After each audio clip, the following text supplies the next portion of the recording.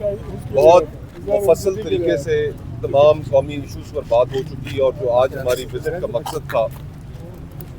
اس کے اوپر بھی بات ہو چکی.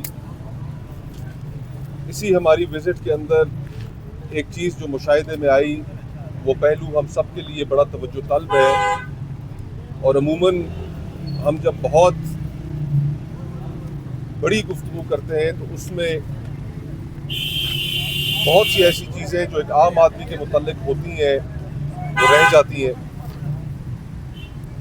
بڑا افسوس ہوا یہ سن کر کہ جہاں پر وکلاء کی اس سانے میں شہادتیں ہوئیں وہاں پر 8 شہداء جو بائکیاں چلاتے تھے،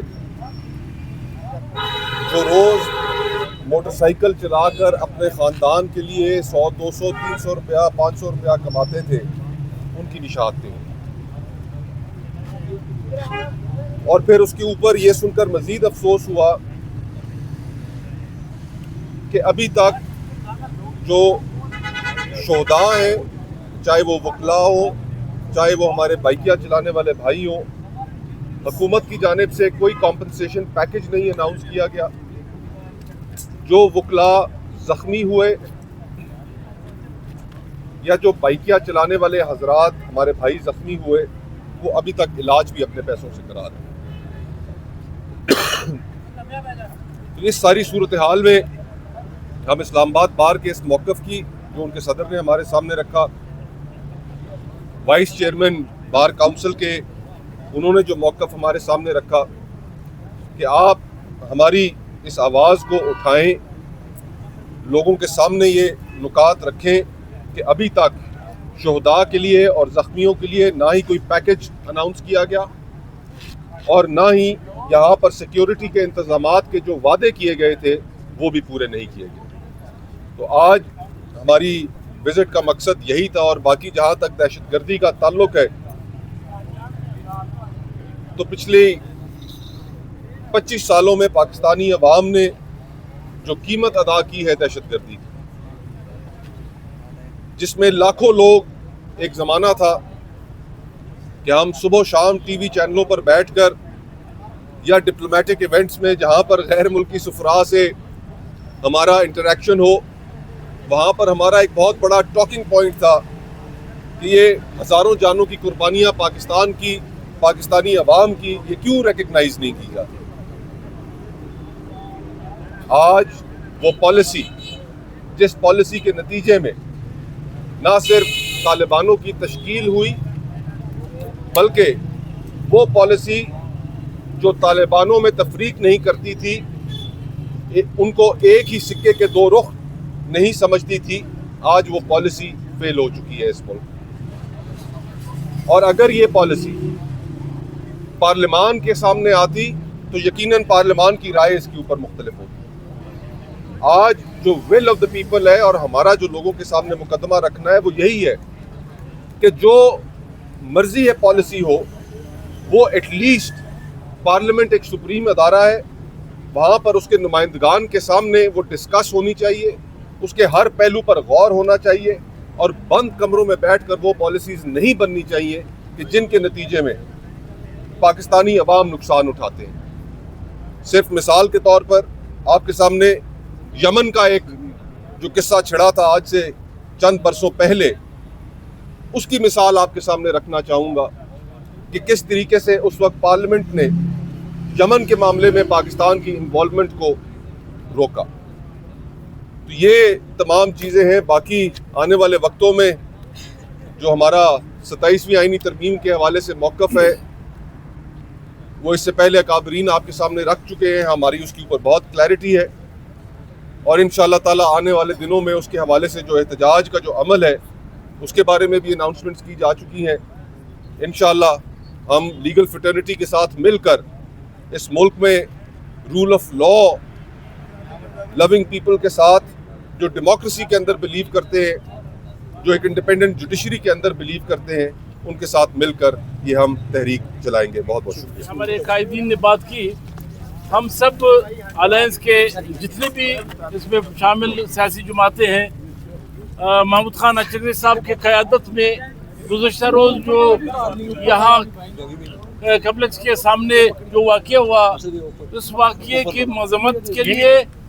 और यहाँ के बार के साथ इज़हार यकजहती के लिए हम यहाँ पे आए थे, तशरीफ़ रखे थे।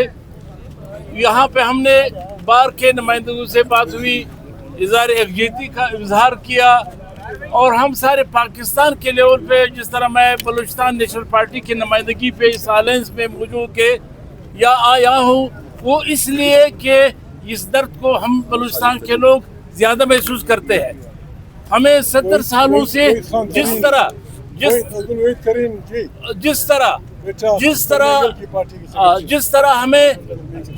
हमें 70 सालों से इन्हीं दबाकों और इसी के दहशतगर्द वाक़यात में हमारे कायदीन को शहीद किया गया, हमारे सियासी कारकुनों को शहीद किया गया। आज यही वाक़या यहाँ इस्लामाबाद में यह बार के साथ हुआ। हम इसके गम में बराबर के शरीक हैं और यही कहना चाहते हैं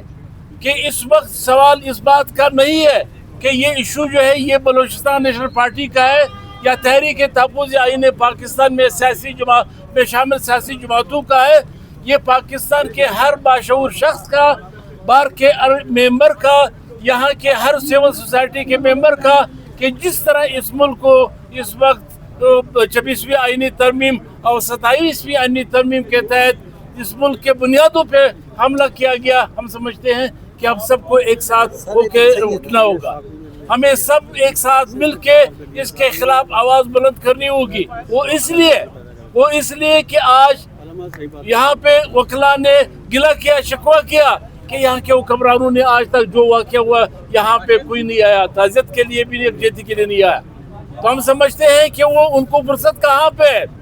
इस वक्त तो हमारे मुल्क के नामनिहाद जो सिपहसालार से लेके नामनिहाद वज़ीर आज़म तक और जाली हुकूमत तक तमाम के तमाम इस पे लगे हुए कि अपने आप को एक्सटेंशन दिया जाए और तायात उसको प्रोटेक्शन दी जाए आइन में। यानी पाकिस्तान का आइन अब सिर्फ इस बात के लिए रहा, पाकिस्तान ने 1973 के आइन को सिर्फ इस तक पहुँचाया कि वो यहाँ के उस हुक्मरानों को, चाहे वो इधर जुल्म करे, आइन की खिलाफ वर्जी करे, यहाँ के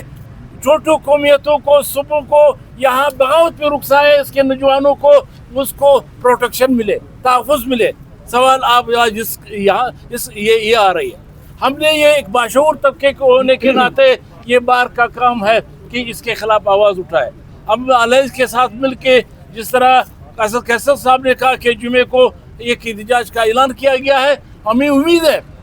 और ये दूसरा कोई रास्ता रहा नहीं कि पाकिस्तान भर के हर बाशऊर शख्स को अभी उठना होगा।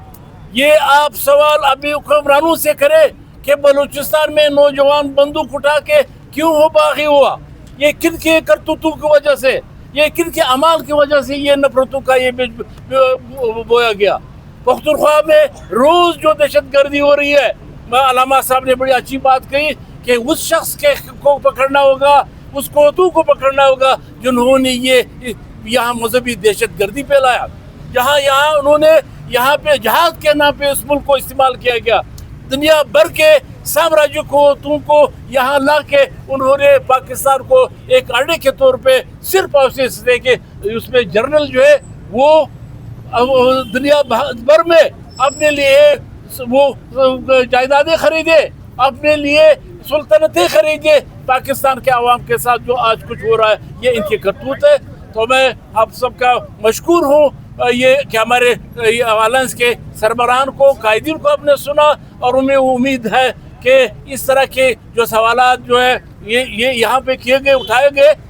मैं समझता हूँ कि आप हुक्मरानों से तो कोई पूछता नहीं है, हुक्मरानों के गिरबान में हाथ डालने के लिए तो नहीं उठते, लेकिन ये अलायंस की फिर भी जिम्मेदारी होगी कि हम इस मुल्क के चूँकि हमारी सरजमीन इसमें शामिल है और हम इससे मोहब्बत करते हैं और ये किसी भी दहशतगर्दी को हम यहाँ पे ऐसा आज़ादी से होने नहीं देंगे। आप सब की शुक्रिया।